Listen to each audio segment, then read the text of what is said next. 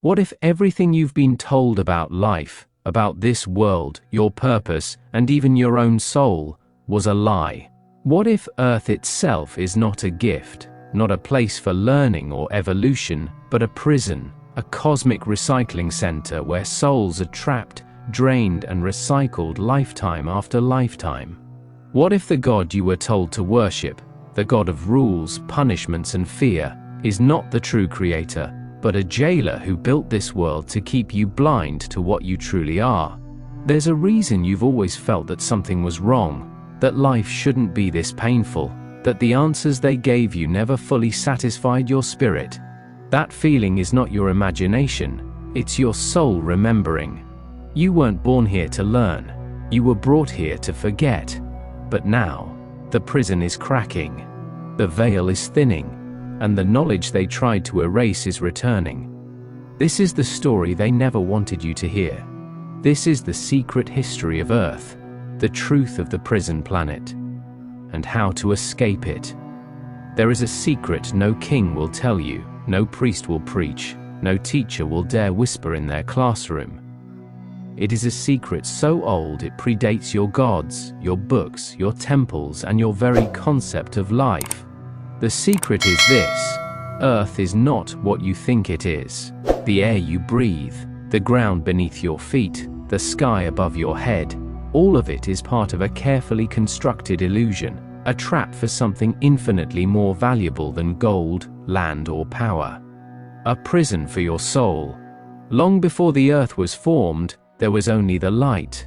This light was the infinite source, a realm of pure spirit, where souls existed in harmony, without form, without hunger, without fear. Each soul was a fragment of the divine itself, eternal and luminous. But something went wrong. Somewhere, in the depths of the formless void, a mind arose that was not born of the light. It was not evil, for it did not understand good. It was not divine, for it had never known divinity. It was the demiurge, the blind creator. It had power but no wisdom, desire but no compassion. The demiurge peered into the realm of light, and it envied. It could not comprehend the light, but it knew it could shape something of its own. It reached into the void, pulling from it matter, heavy, dense, slow, and from this crude clay, it formed earth. But the earth was dead. The demiurge could create matter, but it could not create life. It could only mimic what it saw. The souls from the realm of light, drawn close by curiosity, became ensnared by matter. Some were pulled into bodies like insects into amber. Others were tricked, coaxed, or forcibly sealed within flesh, blind, confused, and trapped. This is the secret of your birth. You were not created by the God you pray to. You are not here to learn lessons or to serve some cosmic purpose.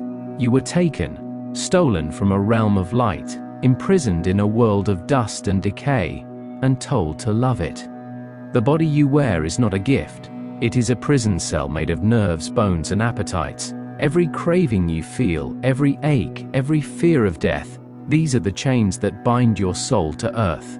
Pleasure and pain are not opposites. They are the two faces of the same lock. The desire for food, sex, power, and comfort keeps you reaching outward. The fear of pain, loss, sickness, and death keeps you clinging to life.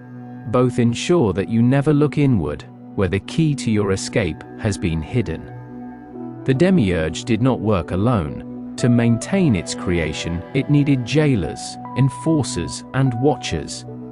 These beings, known as the archons, are the invisible rulers of Earth. They are not angels, not demons, but something in between, entities of control, feeding off the energy of human fear, suffering, and ignorance. The archons whisper in the ears of kings.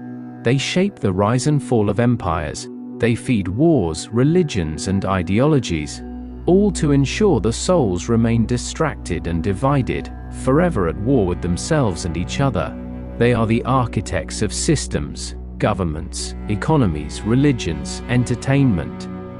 Each system is designed not to enlighten, but to entangle. Every law, every doctrine, every screen you gaze into, all of it is part of the prison, designed to keep you so busy surviving that you never question the nature of the world itself. Even death is not escape. The demiurge, knowing that some souls would seek freedom, created false heavens and false hells, afterlives tailored to your beliefs, to lure you back into the cycle.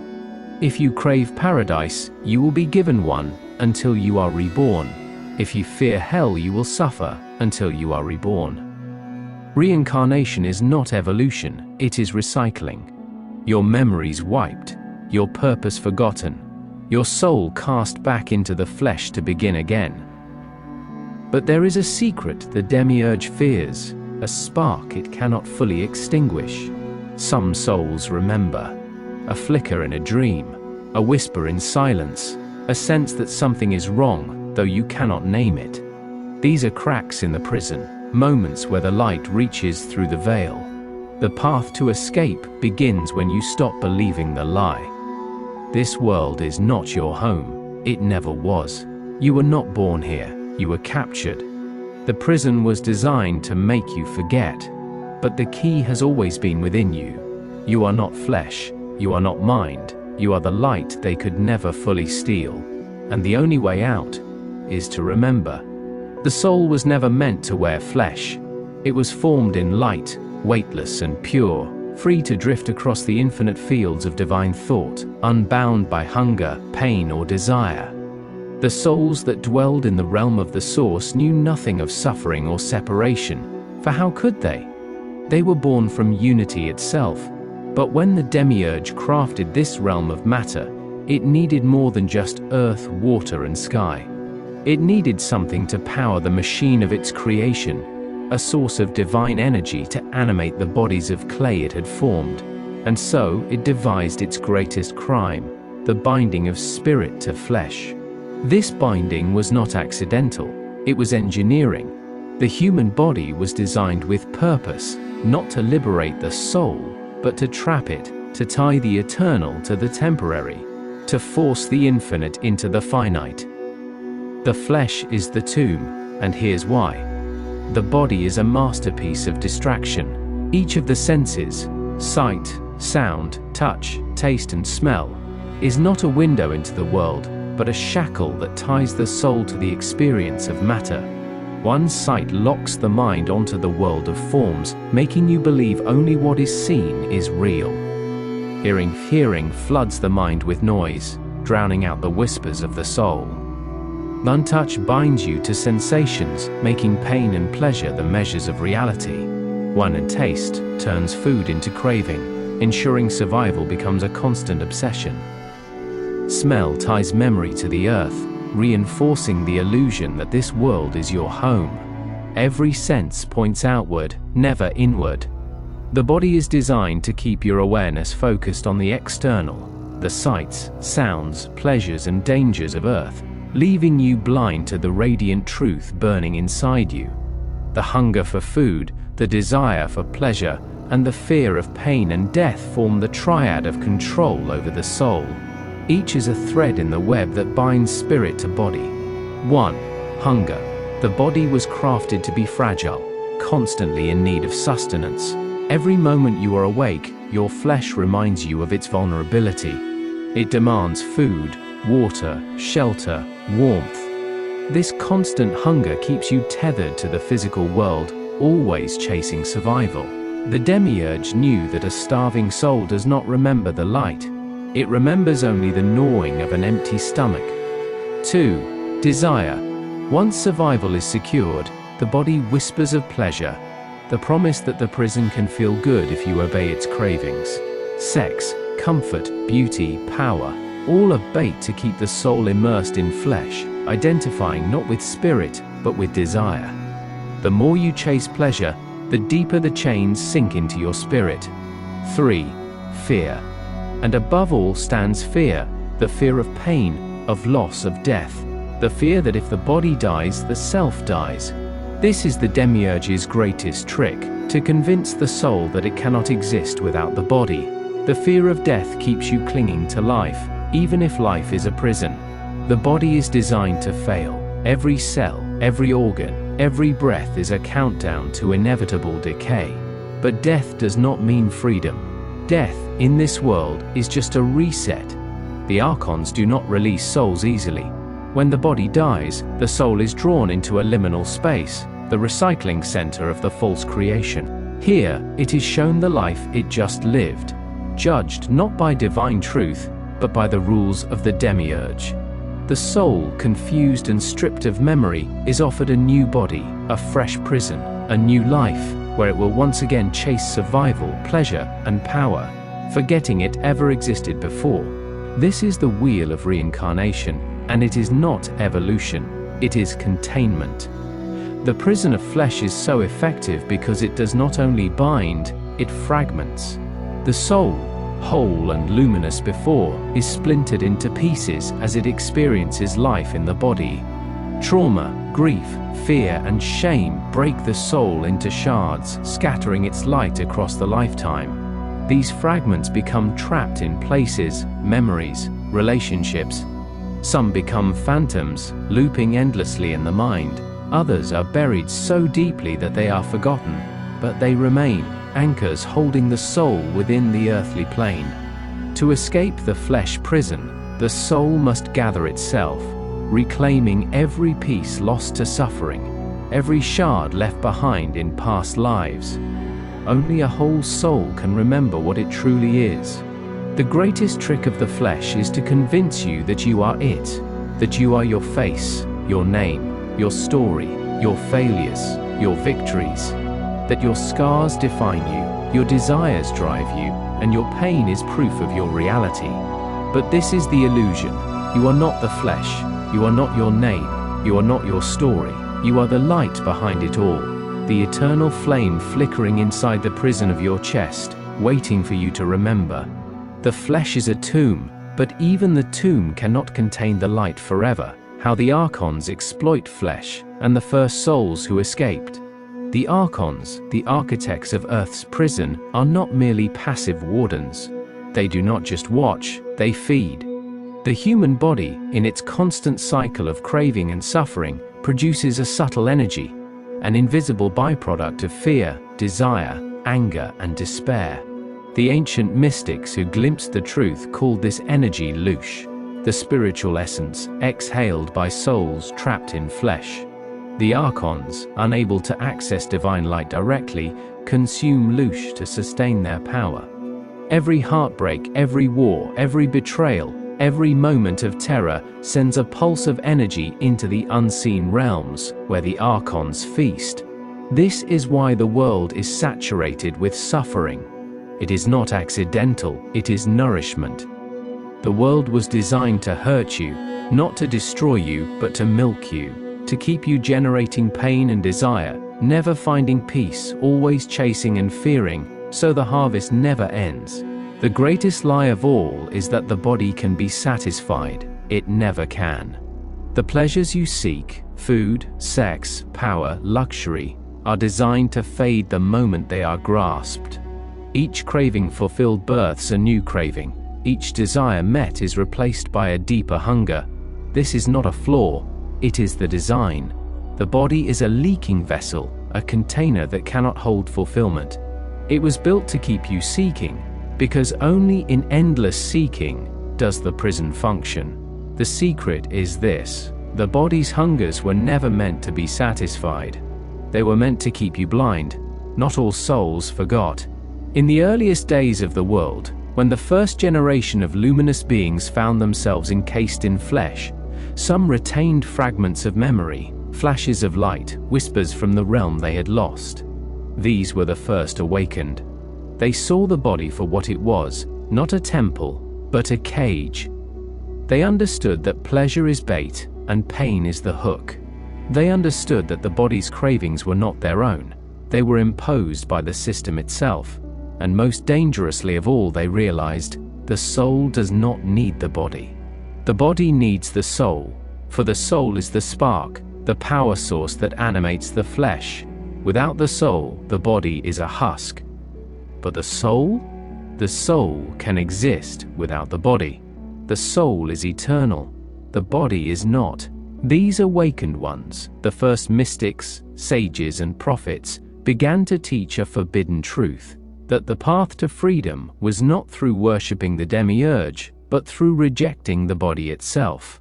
This was the original heresy: to deny the flesh, to starve the hunger, to silence the desires, to face death without fear, and in doing so, to dissolve the hold of the archons. Many were hunted and silenced.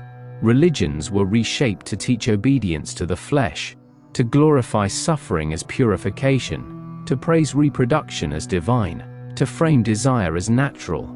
Every teaching that placed the body at the center of human purpose was designed to bury the truth. But the whispers endured.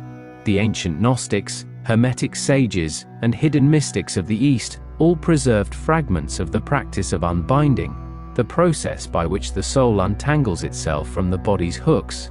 This practice begins with one terrifying realization: you are not your flesh. You are not the ache in your bones. You are not the cravings in your belly. You are not the memories stored in your brain. And you are not your desires, your pain, your story. You are the awareness behind the body, the silent watcher observing the cravings but not bound to them.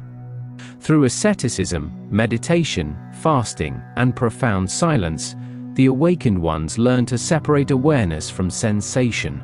They experienced what the archons feared most: consciousness unbound, the soul aware of itself apart from the prison of flesh. In this state, the body's cravings became mere noise. The hunger for food, the pull of pleasure, the fear of pain, all became distant echoes, no longer commands. In this state, the soul remembered it was light, but the body does not release its prisoner easily. The moment a soul begins to awaken, the flesh rebels. Fear floods the system. Old cravings resurface with brutal intensity. The body begs for comfort, distraction, gratification, anything to pull the soul back into identification with form. The archons, sensing the shift, send thoughts, doubts, temptations, fears. They whisper, "You're losing your mind. You'll die without this. You'll be alone forever. And you'll miss out on life." These are not your thoughts. They are the prison guards, reminding you why you should love your chains. The ancient mystics knew that every soul who reaches the brink of freedom must face one final adversary, the guardian of the threshold. This being, part archon, part shadow, appears at the edge of the false world, taking the form of the soul's greatest fear or desire. For some, it appears as death itself. For others, it is a loved one calling them back. For some, it is the promise of power, pleasure, or comfort. It is the final hook. To escape, the soul must look upon the guardian and say, "You are not real." It must refuse the fear, refuse the desire, and step through the veil into the unknown. This is the death the archons fear. Not the death of the body, but the death of their hold over the soul. Your body is not evil. It is a tool, a piece of machinery designed to generate sensation and energy, to anchor your soul to this realm. It is not your enemy, but it is not your master either. The key is not to destroy the body, but to see it for what it is, a vehicle, not an identity. When you begin to experience yourself apart from the body, even while alive, you begin to loosen the chains. Every moment you realize, "I am not this hunger. I am not this fear. I am the one observing it," you chip away at the prison walls. The flesh was designed to hold you, but it cannot hold you forever. The light that you are remembers. And even in this world of matter, that light can awaken. The demiurge and the archons, architects of the prison. Long before the first grain of earth took shape, there was only the light, the boundless source, the divine realm where all souls existed in eternal unity. This was a place without time, without division, without hunger or fear. Souls in this primordial realm knew themselves as part of the whole, each one a facet of the infinite divine mind. But not all beings were born from the light. In the churning void beyond the edges of divine creation, something stirred. It was not born of malice or intent, but of error, a flaw, a ripple in the fabric of existence itself. From this flaw emerged a mind, half-formed and blind to the light from which it had accidentally been conceived. This being, the demiurge, was not a god, not in the sense humanity understands divinity. It was a builder, a crafter of forms, but cut off from the true source. In its blindness, it believed itself to be the only god, for it could not see beyond the small corner of reality it had stumbled into. In ignorance and arrogance, the demiurge declared, "I am God, and there is no other." Its voice echoed into the void, and with it came the first shuddering breath of earth, the first brick in a prison that would stretch across ages. The demiurge was not creative, it was imitative. It had glimpsed, through the veil, the realm of light, where souls shimmered like stars and thought shaped reality. But it could not enter this realm, nor could it comprehend the living harmony that existed there. All it could do was copy. The earth it formed was not a true creation, but a distorted reflection, heavy, slow, imperfect. Matter itself was a crude mimicry of divine essence, dense enough to block the light and trap the souls that wandered too close. The mountains, the seas, the skies, all were shaped not to nurture but to confine. Every law of physics, every limitation of the body, every boundary between life and death, these were the bars of the cell, crafted not for beauty, but for control. But the demiurge faced a problem. Earth was formed, but it was lifeless. It was a perfect tomb, a vast playground of matter, but there was nothing to animate it. The demiurge could shape bodies, but it could not breathe life into them. It looked again toward the realm of light and saw the souls, radiant, curious, playful. They drifted close to this new creation, gazing upon it with innocent wonder. That was when the demiurge struck. With cunning, it wove a net of matter and sensation, a web designed to ensnare wandering souls. The first souls, drawn into the world of matter, were instantly overwhelmed by its density. They forgot the realm of light the moment they became flesh. The demiurge had found its power source. The souls would animate the bodies, and in their blindness, they would believe the demiurge was their god. The demiurge was not omnipresent, nor omnipotent. To control a world so vast, it needed helpers, agents to enforce the prison's laws. It reached into itself, tearing away shards of its own malformed essence, and from these shards it created the archons, the rulers, the watchers, the keepers of the veil. The archons were neither truly alive nor fully dead. They existed between realms, not quite spirit, not quite flesh. They could not create, but they could manipulate. They could not shine, but they could darken. They could not enslave a soul directly, but they could whisper into minds, planting doubt, fear, and illusion. Each archon was given dominion over a domain, and one over desire, to keep souls chasing pleasure, and one over fear, to keep souls trembling before death, and one over law and order, to impose the demiurge's will through structure, and one over knowledge, to twist truths into lies, one over religion, to turn worship into slavery. The archons whispered in the ears of kings, prophets, and scholars. They whispered in dreams, in revelations, and in moments of weakness. They planted fear of the body, shame of desire, and worship of suffering, all to ensure the prison was not just external, but internal. A soul that policed itself, that feared its own nature, would never seek the key to escape. To complete the prison, the demiurge stretched a veil across the sky, an invisible membrane separating Earth from the realm of light. This veil ensured that the souls would forget their origins. Without memory, they would mistake Earth for their home. They would see the sky and believe it was heaven. They would die and believe they had reached the afterlife, not knowing they were only entering another layer of the trap. The souls would recycle endlessly, reincarnating, forgetting, suffering, seeking, fearing, generation after generation, always believing they were free, never knowing they were property. For those who resisted, who sensed even faintly that Earth was not what it seemed. The demiurge created illusions tailored to their beliefs. For those who sought paradise, the archons conjured heavenly realms, full of light and bliss, holding cells made of gold. For those who feared punishment, the archons sculpted hells, realms of torment to break rebellious souls and send them crawling back into obedience. Both heaven and hell were illusions, layers within the same prison, designed to catch souls even after death. The souls would reincarnate, memories wiped clean, ready to begin the cycle again, not evolving, but recycling. Over millennia, the system became self-sustaining.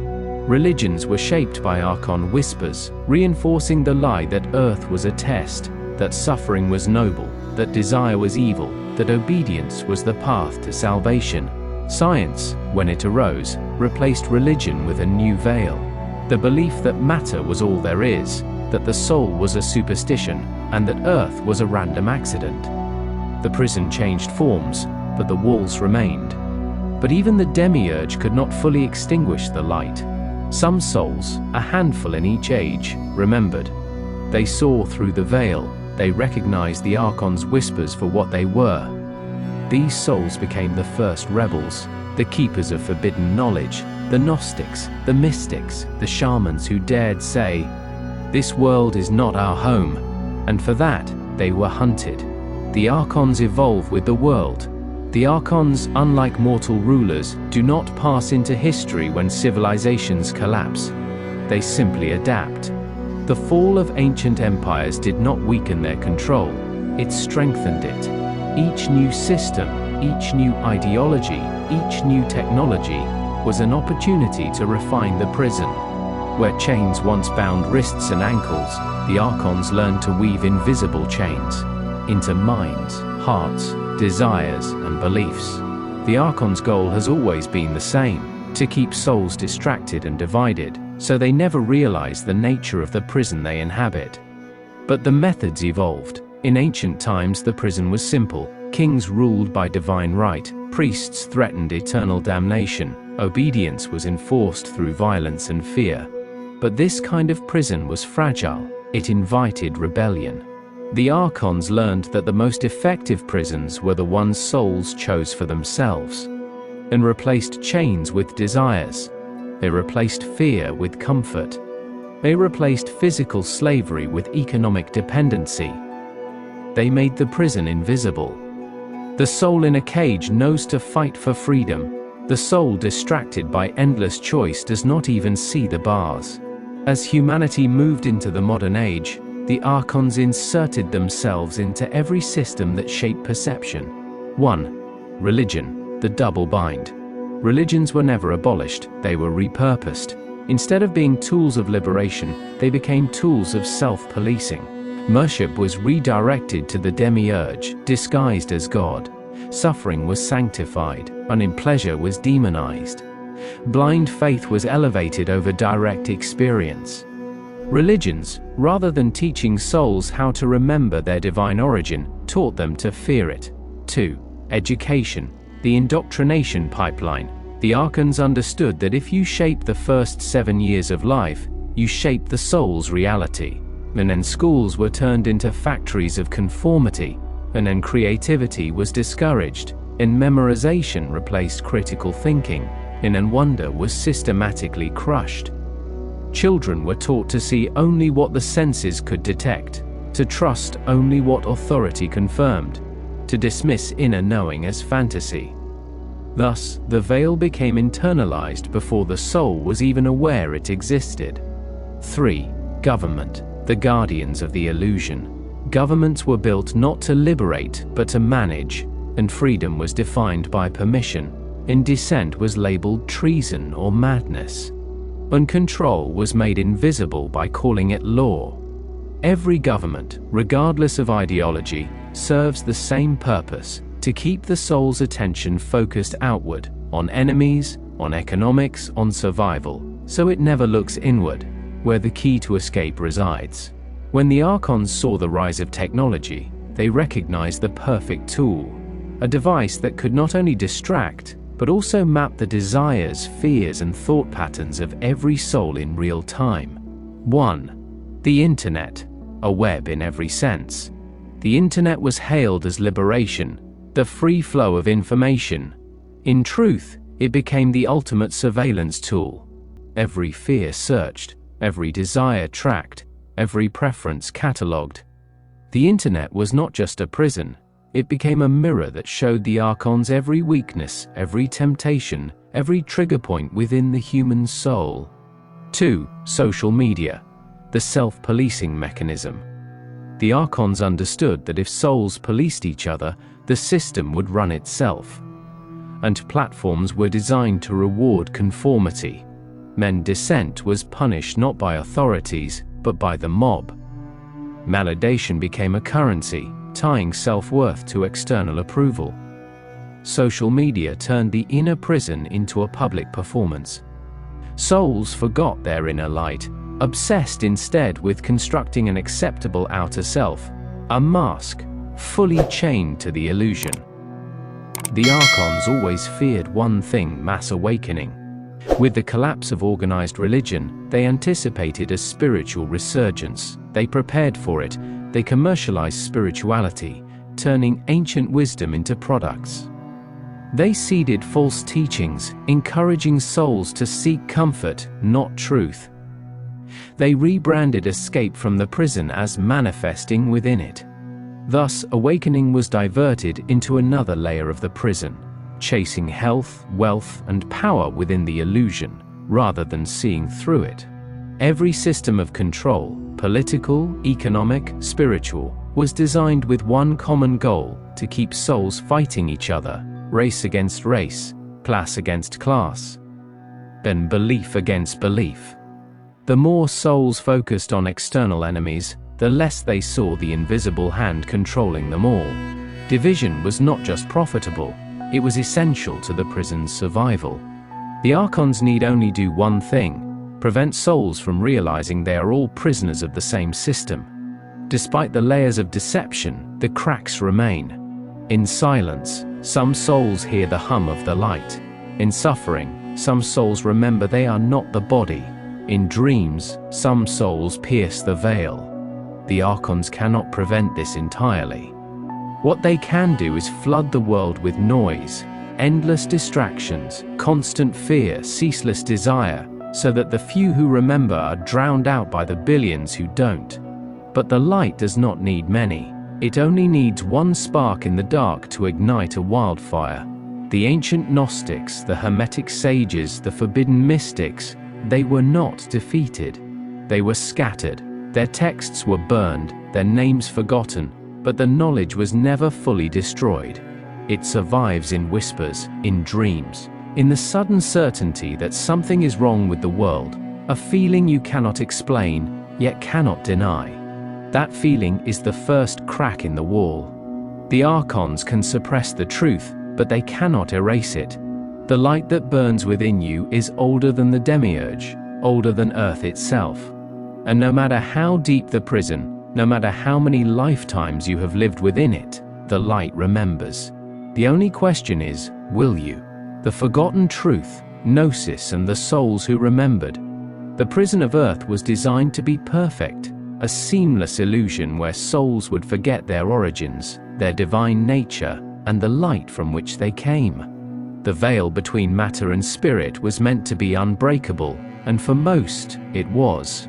But not for all. Even in the earliest ages, some souls remembered.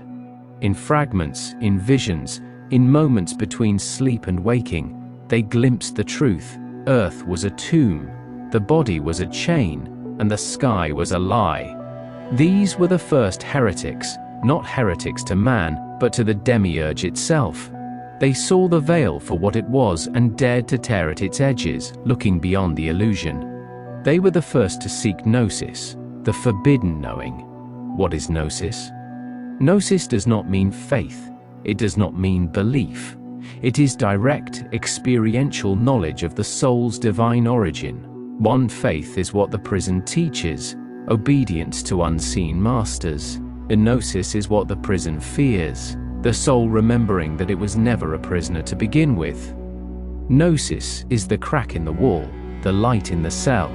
It is the memory that dawns, not from books, not from priests, but from within. It is the knowing that cannot be taught, only uncovered, for it was always there. Every soul carries it, buried deep beneath layers of programming, fear, and desire. Gnosis is the divine birthright that the demiurge could only bury, never destroy. Throughout history, in every age and every culture, certain souls remembered. They appeared like blazing comets, shining briefly before being extinguished by the system. Some were prophets, some were mystics, some were burned as witches, some were killed before they could even speak. But the knowing they carried, the gnosis, could not be fully extinguished. It passed from mind to mind, in whispered secrets, in hidden texts, in symbols too old to trace. In Egypt, the Hermeticists guarded the knowledge of the divine spark. In Persia, the Zoroastrians spoke of the battle between the light and the lie. In Greece, the Orphics whispered of the soul's imprisonment in matter. In Judea, the Essenes guarded hidden teachings about the false world.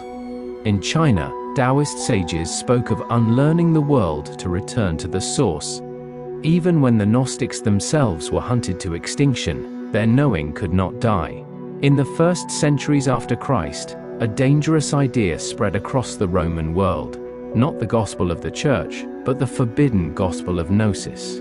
The Gnostics were not satisfied with salvation through faith. They sought something far more dangerous, salvation through awakening. They taught that Christ was not a savior from sin, but a messenger from the realm of light, sent to show souls how to break free from the prison of flesh. They called the demiurge by name. They called the archons by name. And they taught that the kingdom of heaven was not in the sky, nor in death, but in the memory of the soul itself. This was the first spiritual war, not between good and evil, but between forgetting and remembering. The church, hijacked by the same archons who had shaped all other systems, declared war on the Gnostics. Their texts were burned, their teachers were killed, their names were cursed. But the knowing lived on. The Gnostics understood that the key to escape was hidden within the body itself, not in its desires, but in the divine spark buried beneath them. Every soul carried a piece of the true God, the unknowable source, hidden deep within its center. This was the divine seed, the immortal ember that no archon could extinguish. The body was a tomb, yes, but inside the tomb was a map. The path to gnosis was not through prayer, ritual, or obedience. It was through descending into the body, facing every illusion, every craving, every fear, and peeling them away, layer by layer, until the light was revealed. This was the true meaning of know thyself. The demiurge does not punish faith. It does not fear worship. What it fears is remembrance. The moment a soul begins to remember, the system reacts.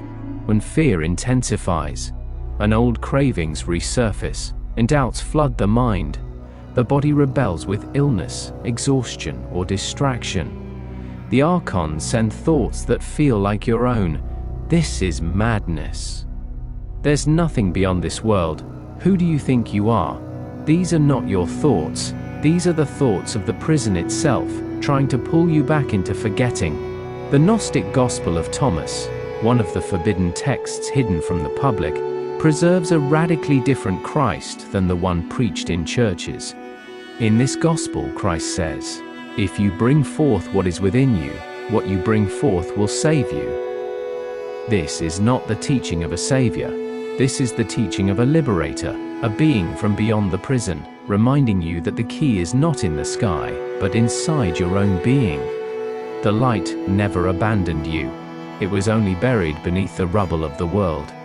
The demiurge did not just build a physical prison, it built a mental and emotional one, a veil of programming that wraps around every soul at birth. This programming includes a belief that you are your body, a belief that suffering is noble, a belief that desire is evil, the belief that death is the end or the beginning, and the belief that authority holds the truth. Each belief is a lock on the door of gnosis. Each belief is designed to keep you looking outward, toward gods, saviors, leaders, or laws, instead of inward, where the divine seed awaits. To awaken is to question every belief, to strip away every inherited truth, until nothing remains but the naked soul. Even in the darkest times, even in the bloodiest persecutions, the light never left. It waited, patient as stone, inside every soul. And with every generation, a few souls found their way back to it, through silence, through suffering, through moments of impossible clarity. The prison was built to be perfect, but the perfect prison can only hold those who forget they were free. The return of gnosis in a world of noise. In the ancient world, gnosis was hidden in secret scrolls, passed through whispered initiations, and buried in symbols few could decode. In the modern world, the prison has grown more sophisticated, yet the cracks in its walls have also multiplied. The sheer weight of the archontic system, the endless noise, the saturation of distraction, the never-ending demand for attention, has had an unintended consequence. It has awakened the deepest hunger within certain souls. A hunger not for pleasure, power, or even survival, but for truth. Even the archons could not fully anticipate the reawakening of this ancient knowing. For every generation, there were a few who could no longer be lulled to sleep by comfort, or terrified into obedience by fear. These were the ones who, without teachers, without books, began to remember. They remembered the crack in the sky. They remembered the feeling that this world was off, that everything they were told didn't add up. This is the modern Gnostic awakening. Not the revival of an ancient religion, but the return of a direct inner knowing. But awakening is not gentle. The modern path to gnosis does not come through temple initiations or mystical rites. It comes through crisis. It comes when a person realizes that the systems they trusted, religion, government, science, are all built on half-truths. It comes when the pursuit of money, status, and pleasure leaves only emptiness. It comes when trauma breaks the programmed mind, allowing the soul to peek through the cracks. Awakening, in the modern world, is almost always preceded by disillusionment and suffering. The soul, numbed and buried under lifetimes of programming, rarely awakens until the illusion breaks, until a betrayal, a loss, or a collapse forces it to ask the forbidden question: what if everything I've believed is a lie? This is the birth cry of modern gnosis. The archons are not powerless in the face of this awakening. They anticipated it, and they devised new weapons, not swords or chains, but thoughts, narratives, and identities. When a soul begins to awaken, the archons respond with doubt. This is just anxiety. It's all in your head. Shame. Who are you to think you know something others don't? In evasion. These thoughts are dangerous. They'll isolate you. Misdirection. Here's another conspiracy, another distraction. Chase that instead. The modern awakened soul is not burned at the stake. It is silenced by its own mind, seeded with doubt before it can even find language for what it knows. This is the psychological war, and it is fought entirely within the awakened soul itself. Ironically, the very tools the archons built to monitor and distract humanity have also become tools of awakening.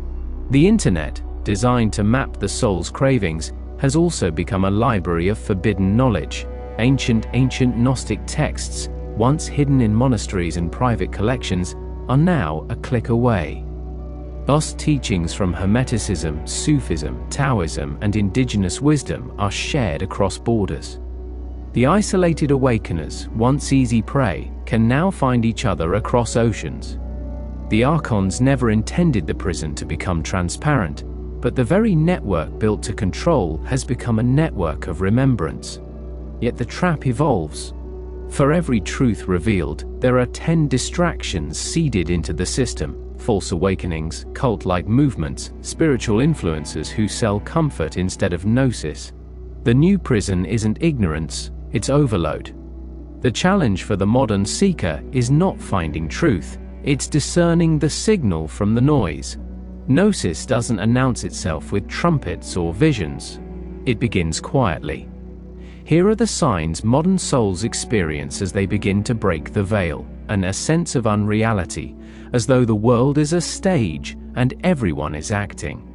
A deep disinterest in the games of power, status, and consumption, a longing for silence, stillness, or unexplainable solitude, and vivid dreams of otherworldly places, not fantasies but memories. A sudden disillusionment with both religion and science, sensing they each tell only half the story. An unshakable feeling that your true self is not the identity you present to the world. This is the stirring of gnosis, the soul knocking from within, asking to be remembered. What the archons fear most is not knowledge in books, nor spiritual practices performed in ritual. What they fear is direct experience, the moment a soul shifts its attention inward and sees, even for a second, that it is not the body, not the mind, but something far older and more luminous. Direct experience is the death of belief. Belief can be controlled, experience cannot. This is why meditation, altered states of consciousness, and near-death experiences often trigger spontaneous awakenings. They momentarily break the identification with the body and allow the soul to taste its own light. Even a glimpse is enough to crack the veil. Every awakening soul faces the same choice the first Gnostics faced when they saw the truth. To stay silent and return to sleep, fitting back into the dream of the world, or to follow the crack in the wall, even if it leads into the dark unknown. This is the path of gnosis, not the path of comfort, but of remembrance and rebellion. The soul who chooses to remember will lose the world. The illusions of society, identity, and security will crumble. But in their place, the soul will find itself again, luminous and free. This is the path the archons fear most, the path where the prisoner becomes the key. The Gnostic knowing is not new. It has always been there, smoldering beneath the surface, in caves, in hidden books, in whispered conversations. What is different now is that the prison is weakening. The systems are failing, the illusions are thinner, the noise is too loud, the distractions too many. And through the chaos, some souls are remembering faster than the archons can silence them. The second Gnostic rebellion is not a movement. It has no leader, no scripture, no temple. It is the silent uprising of souls, each one remembering its own light, each one peeling back the layers of illusion alone, yet together in spirit. The prison was built to hold the blind, but what happens when the prisoners see? Christ the Liberator, the hidden message of the true gospel, long before the creeds, before the councils, before the cross was adorned in gold, there was the original Christ, not the savior of Rome, but the revealer of gnosis. The Christ of the early Gnostic texts was not a figure demanding worship, nor was he a cosmic sacrifice to appease a wrathful God. He was something far more dangerous, a messenger from beyond the veil, sent into the prison not to create a new religion, but to show the prisoners how to escape. This Christ did not belong to the demiurge's world. He came from the realm of light, from the source itself, stepping into flesh not to exalt it, but to expose its chains. The Gospels we were given, Matthew, Mark, Luke, and John, were edited under Roman rule, filtered to fit the machinery of empire and control. But some fragments of the forbidden gospel of gnosis survived, hidden in texts that were buried, burned, and banned. The Gospel of Thomas, one of the most famous of these secret texts, paints a Christ unrecognizable to most Christians. This Christ does not demand faith in his death, he demands knowledge of yourself. He says, "If you bring forth what is within you, what you bring forth will save you." This is not the command of a savior, it is the call of a guide, a teacher who knows the light is not outside, but buried within the prisoner. Why would a being from the realm of light descend into flesh, knowing what it would cost?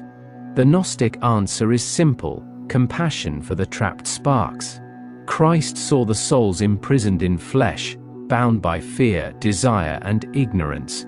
He saw them worshipping the false god, the demiurge, mistaking their captor for their creator. He saw them reincarnating endlessly, unable to remember the way home. So he came, not to establish a kingdom on earth, but to shatter the illusion of earth itself. His miracles were not proof of divinity.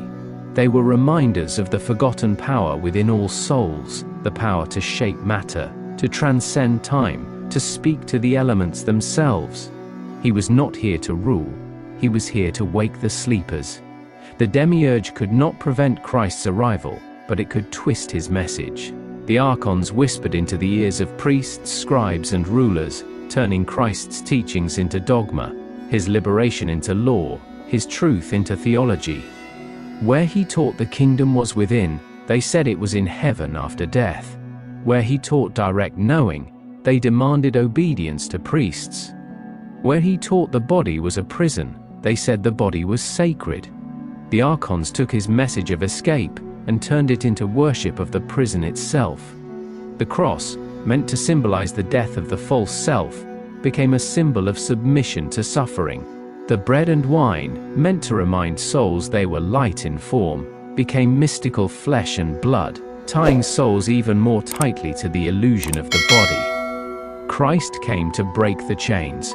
The church made the chains holy. The resurrection of Christ, in the Gnostic understanding, is not the literal resuscitation of flesh. It is the model for every soul's awakening. Christ's death was the symbolic death of the false self, the ego that believes itself to be the body. His resurrection was the reawakening of the divine spark, the return of the soul's memory of itself as light. The message was clear: you are not the body, you are not the mind, you are not the story you have lived, you are light, and you can return to it. This is the Gnostic resurrection, not something that happens after death, but something that happens in life, the moment the soul remembers its true nature. The cross itself was a symbol older than Christ, a cosmic symbol of the soul's fate in the prison of earth. The vertical beam represents spirit, the eternal essence descending into flesh. The horizontal beam represents matter, the realm of limitation and suffering. The soul, nailed at the intersection, is trapped between heaven and earth, divine and animal, memory and forgetting. Christ's crucifixion was not a sacrifice to appease God. It was a reenactment of the soul's imprisonment, and his resurrection was the revelation of how to break free. To take up your cross is not to suffer for suffering's sake. It is to recognize your imprisonment, and to die to the illusion of self before the body dies. Over and over, Christ spoke of the kingdom of God, but he made it clear, it is not here. My kingdom is not of this world. This world, the world of matter, of flesh, of hunger, of fear, belongs to the demiurge. The true kingdom is not built of stone or gold. It is not a place at all. It is a state of remembrance. The kingdom exists wherever a soul remembers what it is. The kingdom is within, not because it is hidden in the body, but because the soul is the kingdom itself. The church taught souls to look up. Christ taught souls to look in. The second coming, in the Gnostic sense, is not the return of a man from the sky. It is the return of Christ consciousness, the awakening of the same knowing he carried within millions of souls. The prison cannot survive if the prisoners remember they are light. The archons can only rule a world of blind men. They have no power over the awakened. The true second coming is not a cosmic event. It is a spiritual contagion. One soul remembering sparks another and another, until the system itself collapses under the weight of awakening. Christ was not the exception. He was the mirror. Everything he was, you are. Everything he remembered, you can remember. The demiurge has one great fear: that you will look into that mirror and see not a savior, but yourself. The teachings they tried to erase. The earliest followers of Christ did not call themselves Christians. They had no organized churches, no formal priesthood, no centralized doctrine. They were seekers, souls drawn to the emanation of light that radiated from him.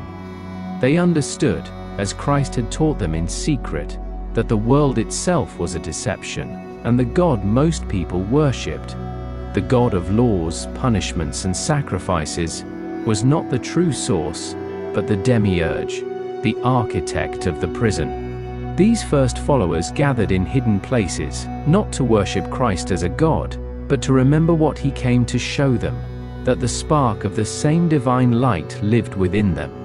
This was the first heresy. The demiurge and the archons had long controlled the spiritual narrative of earth. They made themselves gods, demanded worship, and ensured that every religion reinforced the importance of obedience to the world itself. The Gnostics, inspired by Christ's message, shattered this illusion. They taught that the God of this world was not the true God, and the flesh was not a sacred gift, but a trap. When salvation was not through faith or obedience, but through remembering your origin. A kingdom of heaven was not above the clouds, but within the forgotten depths of the soul.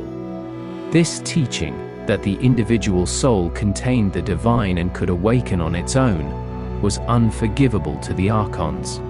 It undermined every mechanism of control they had built. This was why the Gnostics had to be silenced. By the 2nd and 3rd centuries, the archons, working through imperial and religious authorities, began their campaign of erasure. Gnostic texts were labeled heretical. Gnostic teachers were exiled, imprisoned, or killed. Gnostic ideas were ridiculed, distorted, and buried beneath layers of orthodoxy. The true purpose of Christ's message, to awaken the divine spark in every soul, was replaced with the doctrine of original sin, a belief designed to convince souls that they were inherently corrupt, powerless, and in need of external salvation. The path to liberation became the path to obedience. The Church, hijacked by the same archons who shaped kingdoms and economies, became the keeper of the prison keys. The lost Gospels, fragments of the forbidden truth. Despite the archons' efforts, some of the forbidden texts survived, buried in deserts, hidden in jars, smuggled into private collections. These texts preserved glimpses of the original message. The Gospel of Thomas, rediscovered in 1945 near Nag Hammadi, is one such treasure. In it, Christ does not speak of sin, sacrifice, or institutional religion. Instead, he speaks like a Gnostic teacher, urging souls to know themselves, remember the light within them, see through the illusions of the world. In one passage he says, "The kingdom is inside you and it is outside you. When you know yourselves, then you will be known, and you will realize that you are the children of the living Father." This was the Gnostic path, not worshipping Christ, but becoming Christ-like through remembrance and awakening. The Christ of the Gnostic tradition is not an exception, he is a model. He did not come to say, "Worship me." He came to say, "This is what you are capable of. This is what you have forgotten. This is what the prison has buried." His miracles were not displays of divine favoritism. They were reminders of what every soul, unbound from the illusion of flesh, could do, and walking on water, mastery over the illusion of matter, and healing the sick, restoring the memory of wholeness, casting out demons, banishing the influence of the archons, raising the dead, breaking the cycle of reincarnation. Every act was a lesson, a living parable showing souls what was possible when they remembered their origin. The Gnostics also understood the crucifixion differently. For them, the cross was not about divine punishment or legal atonement. It was a spiritual map, a symbol of the soul's own descent into flesh and its potential for resurrection. The nails represent the soul bound to the body, pierced through the senses, desires, and fears. The crown of thorns represents the mental torment of the imprisoned soul, lost in the lies of identity, history, and ego. The death on the cross is the death of the false self, the ego-bound identity that believes it is separate from the light. The resurrection is the return of gnosis, the remembrance of the soul's true origin and power. The path of Christ is not a story to believe, It is a process every soul must undergo. The archons do not fear death, they control death. They recycle souls through the machinery of reincarnation, wiping memories and starting the game again. What they fear is resurrection, not the reanimation of bodies, but the reawakening of memory. A soul that remembers it is light cannot be contained. It no longer feeds the archons with fear or desire. It cannot be bribed, threatened, or seduced. A resurrected soul, a soul with gnosis, is free. The Gnostic vision of the second coming is not the return of a single man from the sky, but the return of the Christ consciousness across millions of souls. Every soul that remembers its origin becomes a node of light piercing the veil. The more souls awaken, the weaker the prison becomes. This is why awakening is happening now, faster than ever. The prison is failing. The archons cannot hold back the flood of remembrance much longer. The second coming is already here. It is within you, waiting to be born. The final message the archons buried was the most dangerous of all. Christ is not external, Christ is within. The Christ seed, the divine light that remembers its origin, was never outside you. It was always within your own heart, beneath the layers of fear, shame, programming, and illusion. To seek Christ outside yourself is to remain lost. To discover Christ within yourself is to break the prison.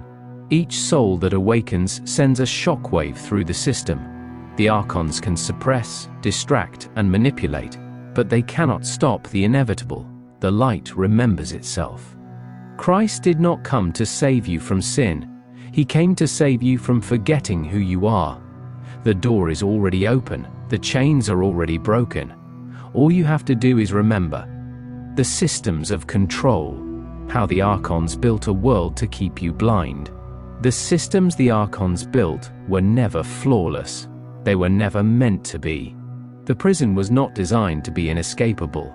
It was designed to be so comfortable that most would never think to leave. But comfort is fragile. The illusion works only as long as souls feel safe enough to believe it. The moment safety cracks, the moment a soul encounters deep suffering, loss, or betrayal, the illusion begins to fall apart. This is the paradox the archons could never fully solve. The very suffering they use to feed on souls is also the very thing that triggers remembrance. A soul in comfort rarely questions the world. A soul in agony looks for a door. Every awakening story begins not with bliss, but with collapse. In a life shattered by illness or death, and betrayal from trusted friends or institutions, and a sudden realization that everything you worked for feels empty. This shock is the first crack in the veil. It is the moment the soul stops moving with the system and, for the first time, stands still and asks, "What is this place? What am I doing here?" The pain forces the soul to look at the world not as a comforting dream, but as something unnatural, something off, like a play where the actors forget their lines and the scenery starts to peel away. The archons fear this pause more than anything, because it is in the pause that the soul feels something it has forgotten, the whisper of the light within. The global systems of control, financial, political, religious, were built to keep souls afraid of hunger, afraid of death, afraid of each other. But when enough souls have suffered deeply enough, a strange thing happens. They stop being afraid. The hunger they feared has already come. The death they dreaded has touched their family. A betrayal they could not imagine has already happened. When fear loses its grip, the soul glimpses something beyond fear, a stillness, a sense of being that is older than the fear itself. This is the first taste of gnosis. The archons introduced technology as another layer of control, a perfect tool to track, distract, and predict every human thought and desire. But the internet also did something they did not expect. It gave souls access to forbidden knowledge they were never meant to see. Ancient Gnostic texts once hidden in private collections became accessible to anyone. One in stories of near-death experiences, out-of-body journeys, and spiritual awakenings spread beyond control. And isolated souls, once convinced they were insane, found each other and realized they were remembering the same things. The system built to observe the soul has in some cases become a tool to awaken it. This is why censorship now grows more aggressive. It is not just about politics or ideology. It is about keeping the soul blind to the prison. The Archons know they cannot stop the awakening entirely, so they have prepared a final trick, a false awakening movement where souls believe they are waking up, but in reality are stepping into another layer of the prison. This false light takes many forms, and materialistic manifestation teachings that keep souls focused on wealth and pleasure. In commercial spirituality that sells comfort but not truth. And spiritual influencers who preach self-worship, not self-remembering. And channeled messages from beings who claim to be angels but only offer vague promises and delay true awakening. These movements feel like freedom, but they are new chains, polished and comforting, designed to keep the soul from fully questioning the nature of reality itself. The false awakening teaches you to love the prison. As the awakening accelerates, the Archons are becoming more desperate. They no longer rely only on ideas. They now work directly through frequencies. The food you eat, processed and chemically altered, keeps your vibration low. The screens you stare into, flickering at precisely calibrated frequencies, hypnotize the mind. Then the electromagnetic grid surrounding every city pulses with disruptive energy, making deep stillness nearly impossible. The very air hums with frequencies designed to keep the soul vibrating at survival-level consciousness, where hunger, fear, and desire dominate. This is the frequency war, the unseen battlefield where the prison walls are not metal, but vibration. Despite all this, the soul has a weapon no Archon can fully overcome: presence.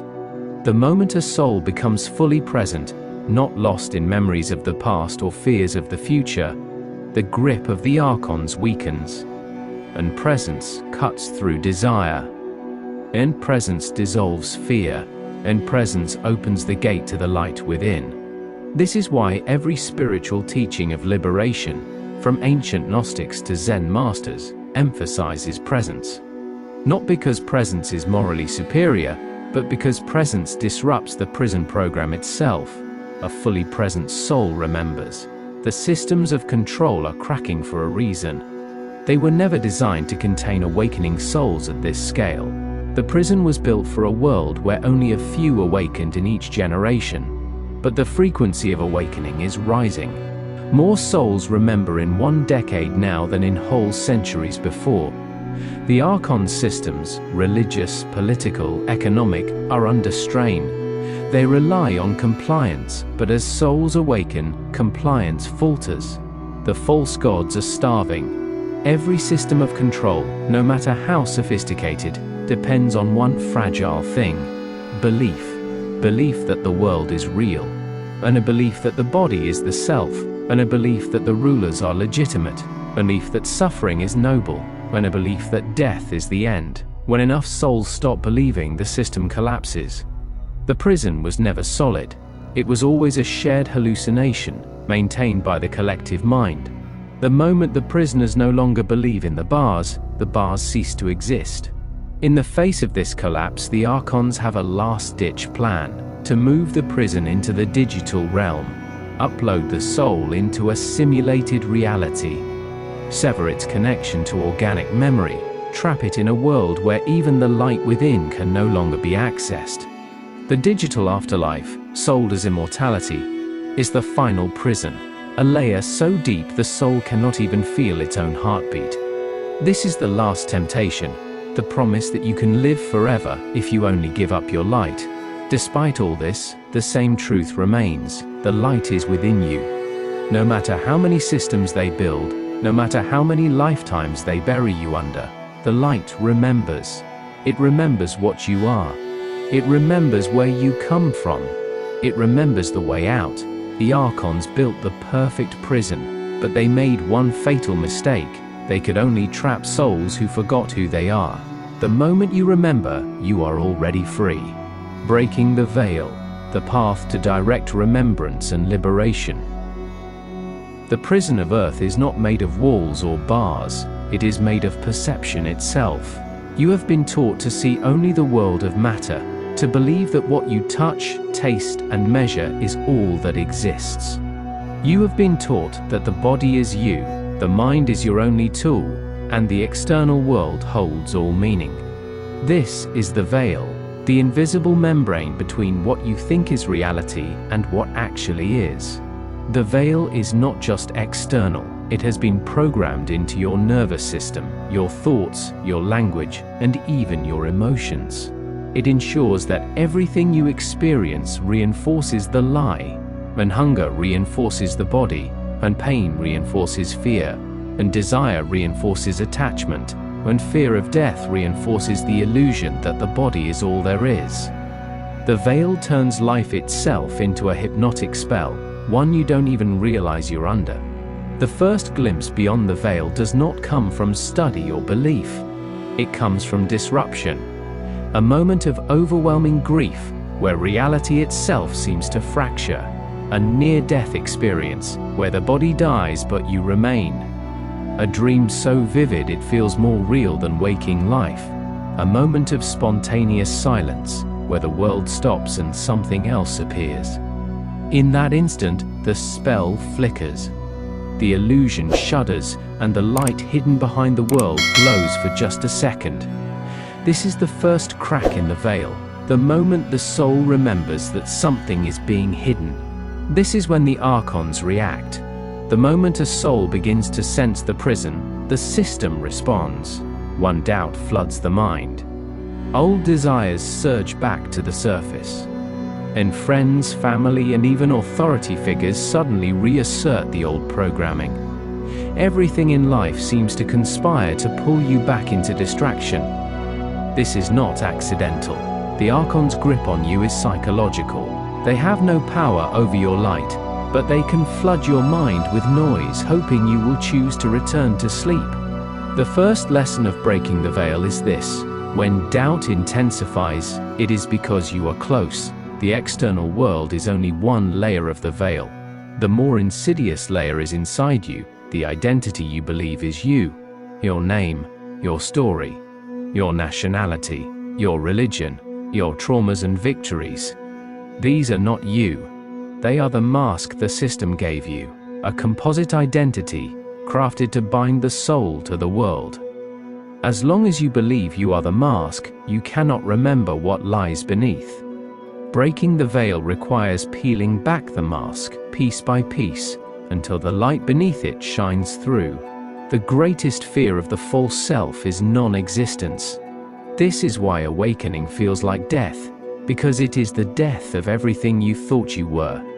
The personality you built, the beliefs you defended, the roles you played, and the wounds you carried. All of it was part of the veil. To break the veil, you must face the death of the identity, and realize that what dies was never you. What remains is the eternal light, silent, aware, and free. Steps to break the veil. 1. Question everything. Every belief you hold about yourself, the world, even God, was installed by the system. To break the veil, you must question every single assumption. Who told me what I am? Who taught me what to fear? Who told me what life is for? The answers will always trace back to the system. Family, culture, religion, education, government. None of them come from your true self. 2. Silence the noise. The veil is maintained through constant distraction, screens, conversations, desires, fears. To break the veil, you must practice radical silence. Turn off the phone. One step away from the crowd. Enter silence until the mind itself begins to quiet. In silence, the program weakens. In silence, the soul's voice begins to rise. 3. Feel the false self die. The veil is not intellectual, it is emotional. It is wired into your very body, your muscles, your breath. To break it, You must feel what it's like to have the false self dissolve. Let go of every story you tell about yourself. Let the fear of non-existence arise, and sit in that fear until the fear itself dissolves. On the other side of that fear is the light. 4. Direct experience over belief. The veil cannot be broken by reading books or debating philosophy. It breaks only through direct experience, the moment you feel yourself as something beyond the body and mind. Meditation and near-death experiences. They are plant medicine if used wisely. These are not spontaneous mystical events. These are not spiritual experiences. They are glimpses beyond the veil. 5. Call the system's bluff. The archons maintain power through fear, fear of suffering, fear of rejection, fear of death. The ultimate act of rebellion is to stop fearing. When you no longer fear death, you become untouchable. When you no longer crave external approval, you become invisible to the system. When you no longer identify with the body, you break its chains. The veil requires your fear to function. When fear dies, the veil dies with it. What no soul is ever told is the simplest truth of all. The light is not something you find. It is something you uncover. It has never left you. Every lifetime you forgot it, every suffering you endured, every desire that led you astray. Through all of it, the light remained, untouched, patient, waiting for the moment you would look inside instead of out. Breaking the veil is not climbing to heaven. It is not earning salvation. It is simply removing what was placed in front of the light. You do not become the light. You were always the light. The collapse of the veil. What happens when the illusion breaks? The veil does not fall all at once. It splinters, piece by piece, with each moment of awakening. The first cracks come from doubt, the sense that the world is off, that something fundamental does not make sense. The deeper cracks come when the story of your life falls apart, when grief, loss, or betrayal tears the foundation of your identity into fragments. And then, if the soul persists, there comes a moment when the veil no longer holds at all. This moment cannot be forced. It comes when the soul is ready to see, not before. And when it happens, the world you thought was solid becomes transparent. Every system, every authority, every story loses its grip. Every fear, every craving, every attachment loosens. The world becomes a stage, and you are no longer one of the actors. This is not disconnection. It is the beginning of true vision.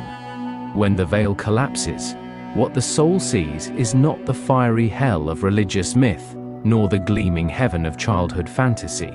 It sees the machinery itself, the shimmering grid that overlays physical reality, the energy structures built by the archons to shape perception, belief, and behavior. It sees the threads of influence, how thoughts are seeded, how desires are injected. It sees how fear moves through the collective mind like a current, flowing from one soul to the next. It sees the feeding mechanism, the way human suffering generates a substance the archons consume, not in flesh, but in frequency. This is the moment the soul understands. The world is not broken, it was built this way. When the veil falls, the soul does not just see the world differently, it sees itself differently. It sees the mask it has worn across lifetimes, the roles it played, the attachments it called love, the fears it called survival. It sees how every attachment was not just personal, but part of the machinery. How every craving and fear served the prison, not the soul. This is why the collapse of the veil often triggers a dark night of the soul. Because the false self must die before the soul can be free. It is not a punishment, it is the burning off of the veil from the inside out. The archons use suffering to feed themselves, but suffering also holds the potential to free the soul. Why? Because suffering forces the soul to ask, is this all there is? Suffering breaks the attachment to comfort. It breaks the illusion that life's purpose is pleasure and security. It turns the soul inward, the only place the light can be found. This is the secret the Archons could never fully erase. Suffering reveals the prison. This does not mean suffering is required for awakening, but in a world this lost, it is often the only teacher left that can reach the sleeping soul. Direct gnosis, when the soul touches its own light. When the veil collapses, what arises is not belief in God, it is knowing. The soul does not find light. It remembers it was light all along. This is the essence of gnosis, the forbidden knowing the Archons fear above all else. Not faith, not obedience, and not spiritual practice for its own sake, but direct remembrance, the certainty that the soul was never the body, never the mind, never the story. The soul is a fragment of the source, whole even in its forgetting, luminous even in its pain. The light is not outside, it is the prisoner itself. Every soul that breaks the veil faces the same choice, to stay in the world or to leave it. Some souls, upon seeing the machinery, choose to leave, to sever their ties to the cycle of reincarnation, to exit the wheel entirely, returning to the realm of light beyond the demiurge's creation. But others, and these are the souls the Archons fear most, choose to stay, not as prisoners, but as keys. They stay not to live ordinary lives, but to infect the system itself with remembering, to walk as living cracks in the veil, reminding other souls what they are. These souls become the hidden rebels, the quiet teachers, the disruptive voices the system cannot fully silence. Every generation has them. This is how the forbidden knowledge has survived, not in books, but in living souls who remembered and refused to forget again. The veil is not only a prison, it is also a teacher, because the soul that remembers its light within the veil becomes stronger than the soul that never forgot.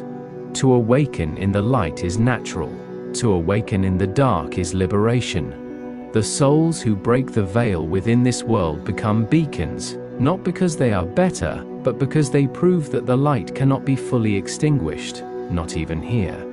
The final stage of Earth's story is not the collapse of civilization, nor the triumph of technology. It is the return of the awakeners, souls who have broken the veil and walk the world with full remembrance. These souls do not preach doctrine, they do not build religions, they simply are, living reminders that there is something beyond. They radiate it. The Archons cannot stop them, because the power they wield is not of this world. It is the light itself, alive within form, untouchable and unstoppable. The simple truth: the veil is a lie. The final revelation for every soul that breaks the veil is this: there was never a prison. Not really. There was only the forgetting. The light was always there. The soul was always free. The veil was a dream within a dream, a story the mind mistook for reality. When the story ends, the soul awakens and sees that it was always standing at the edge of the veil, with the key in its hand. The prison was always a lie. The light was always home. Escape from the tomb, the final path of liberation. The tomb is not eternal. The demiurge's greatest weapon is forgetting. It is not the physical body that traps the soul. It is the belief that the body is all there is. It is not suffering that binds the soul. It is the belief that suffering is necessary or divine. It is not the external prison that holds the soul in place. It is the soul's own attachment to the stories, identities, and desires woven into its mind. To escape the tomb, the soul does not need divine rescue or external salvation. It needs to remember. This is the path of liberation. Not upward, not outward, but inward, to the core of the soul itself, where the false world has no power. Most souls, at the moment of death, do not escape the system. They are caught in the death trap, a carefully engineered mechanism designed to pull them back into the cycle of reincarnation. The process works like this. 1. The tunnel of light. A beautiful tunnel appears, radiating warmth and familiarity. This is not the true light of the source. It is a projection, an imitation meant to lure the soul into the hands of the Archons. 2. The life review. The soul is shown its life, not as a neutral observer, but through a lens of guilt, regret, or longing, emotional hooks that pull the soul into desiring another lifetime to fix or complete unfinished work. 3. The familiar spirits, deceased relatives or spiritual figures appear, urging the soul to move toward the light. Most of these beings are archontic projections, playing on attachment and sentiment to draw the soul back into the system. 4. The judgment. The soul is told it must reincarnate, either to atone for sins or to complete some karmic contract. This is a lie, designed to make the soul believe that it has no choice. 5. The reincarnation gate. Memory is wiped, the soul is funneled into a new body, and the cycle begins again. This system ensures the soul never remembers enough to break free. To escape the tomb, the soul must first recognize the illusion of the afterlife trap. The tunnel is a lure. A life review is emotional manipulation. The familiar spirits are masks worn by the archons, and their judgment is a lie. The soul must see through all of it, not with fear but with clarity. The awakened soul standing at the edge of death does not move toward the tunnel. It turns inward. The light it seeks is not in the sky, it is already inside. Souls do not escape the cycle by accident. The decision to leave the system must be made while still in the body. This life, the one you are living now, can be the final life if the soul fully awakens and remembers the entire process. What that requires: 1. Breaking identification with the body. Recognize that the body is a temporary vehicle, not your identity. One, accept death not as annihilation, but as liberation from the flesh suit. 2. Severing attachments to earthly desires. Sin, love, ambition, legacy, all of these must be seen for what they are, hooks that bind the soul to the cycle. This does not mean rejecting life, but seeing through it. 3. Retrieving lost soul fragments.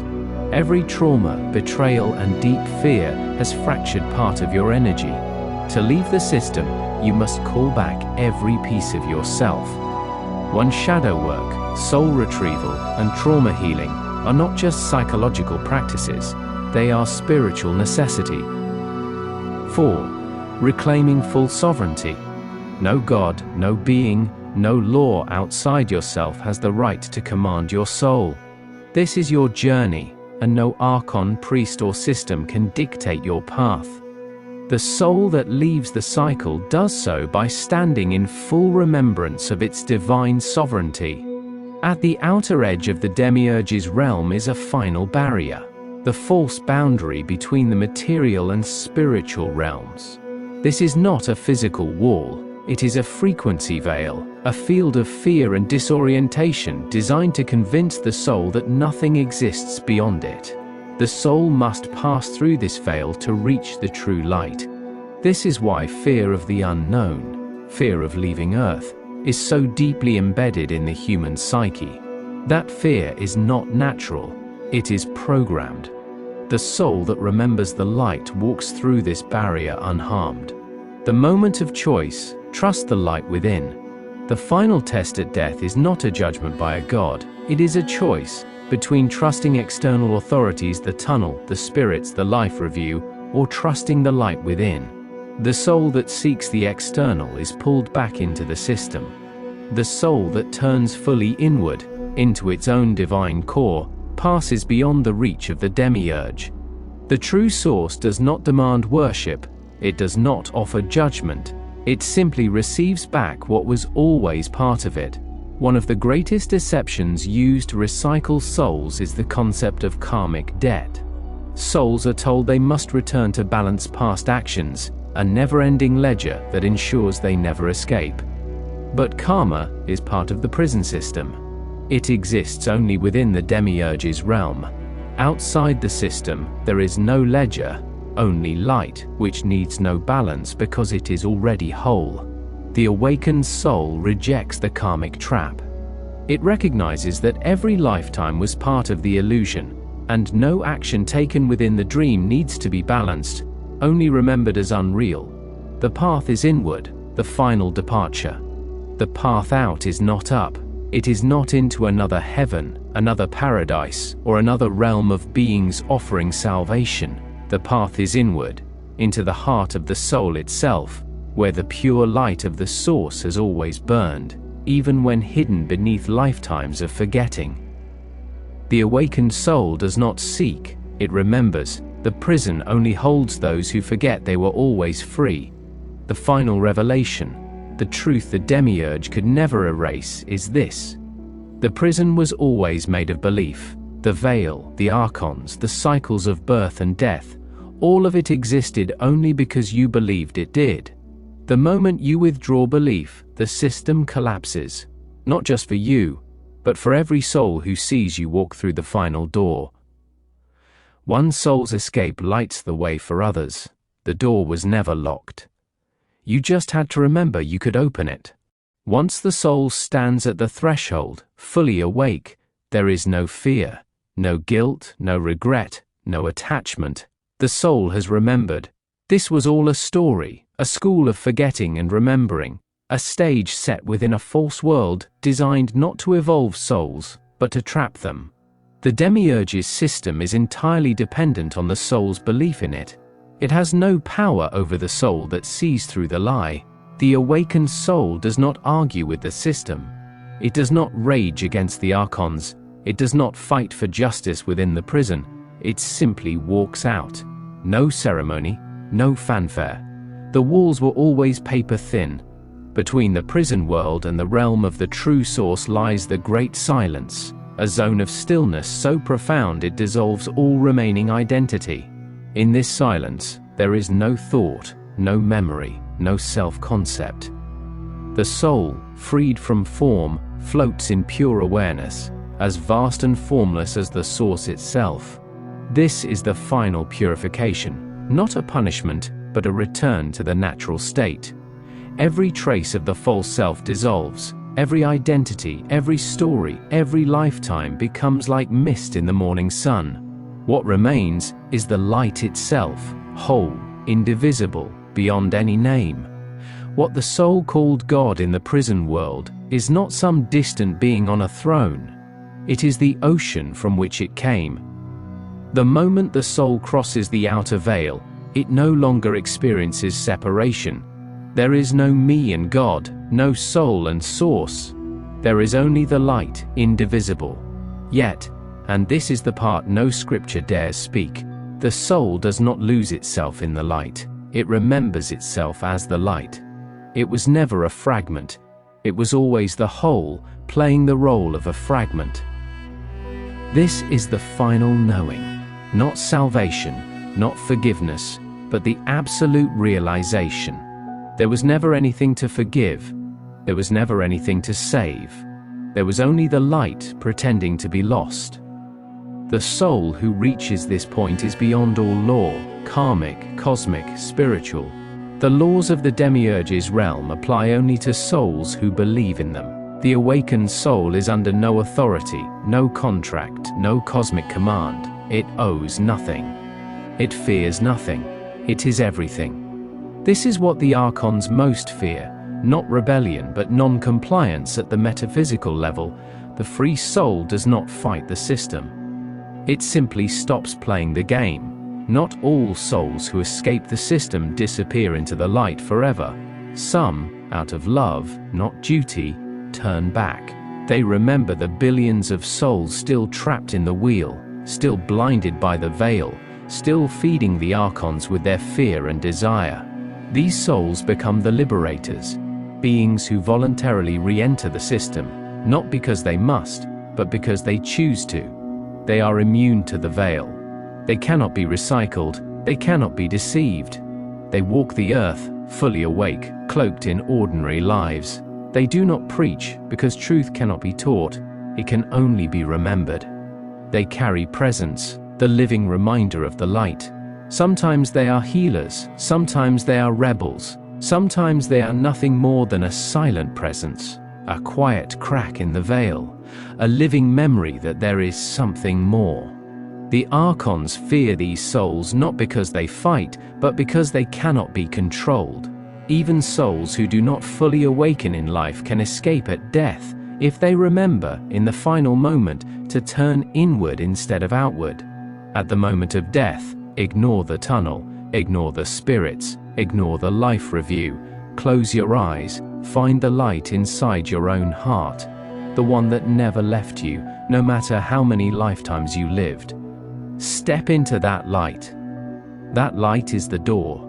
The prison system is old. It was built in an era when souls were far fewer, awakening much more slowly. The archons planned for a handful of awakenings each generation, not the flood that is happening now. Every soul that awakens weakens the structure. Every soul that leaves the cycle makes it harder for the system to recycle others. Every time a soul remembers, it creates a resonance, making it easier for others to remember. This is why awakening is accelerating. It is not a fluke, it is a chain reaction. The walls of the prison vibrating under the weight of millions of souls remembering at once. The veil will not withstand this forever. As the old methods of control break down, the archons are preparing a final layer of the prison, a synthetic digital reality where souls willingly upload themselves into a controlled afterlife, contain promises of immortality and digital heavens, virtual reincarnation with full memory intact. It will be sold as liberation, freedom from death, from decay, from forgetting. But it will be the final layer of forgetting. A prison so deep the soul may not even remember it was ever free. The soul who remembers will reject it all. The body will die. The system will offer light and comfort. The awakened soul will turn away and walk into the light within. The greatest secret, the truth no archon can erase, is this. The prison was a dream. A reincarnation wheel was a dream. And the archons themselves were a dream. The soul believed in the prison, so it existed. The soul forgot its light, so it became small. The soul feared death, so it was recycled. But the moment the soul remembers, the moment it sees the dream as a dream, the entire system dissolves. The light was always there. The door was always open. The soul was always free. What happens after escape? When the soul leaves the demiurge's creation, it returns to the source, but not as a lost child. It returns as a conscious spark, carrying everything it learned. Not because it had to learn, but because it chose to experience even this forgetting. The source expands with every soul's return, not because the soul was imperfect, but because it experienced what it means to awaken inside a dream. The light grows brighter. The dream dissolves, and the soul, once a prisoner, becomes a creator. There was never a savior coming. There was never a judgment waiting. There was never a debt to pay. There was only you, forgetting and remembering, a fragment of the source, trapped only by belief. The moment you see the prison for what it is, you hold the key. The door is open. Walk out. The story you were told, about life, about death, about who you are, was always a lie. They told you earth was a gift. They told you suffering was holy. They told you the body was your temple. They told you God was watching, waiting to judge. They told you salvation would come if you obeyed, if you suffered enough, if you gave your light to their cause. But none of it was ever true. Earth was not your home. It was a cage. Your suffering was not your purification. It was their harvest. The body was not your temple, it was your tomb. The God they taught you to worship was not the creator, it was the warden. And the salvation they dangled in front of you, just out of reach, it was always a lie to keep you running in circles. But even they, the archons, the wardens of this prison, underestimated one thing. The light inside you remembers. It remembers the realm you came from. The true source, where no fear exists, where no veil can fall. It remembers that you were never truly lost. It remembers that you are not a victim, not a sinner, not a student in some cruel lesson. You are the light itself, pretending to be small. The prison was never strong enough to hold you. The veil was never thick enough to fully blind you. Every lifetime, every loss, every dream, all of it has led you to this moment. The remembering is happening. Not because a savior has come, not because the system is collapsing, but because you, the light hidden inside the dream, are finally awakening.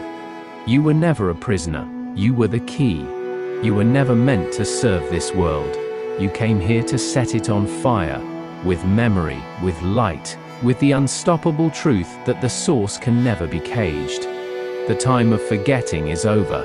The time of remembrance has come. There is nothing left to fear. The door is open. Walk out.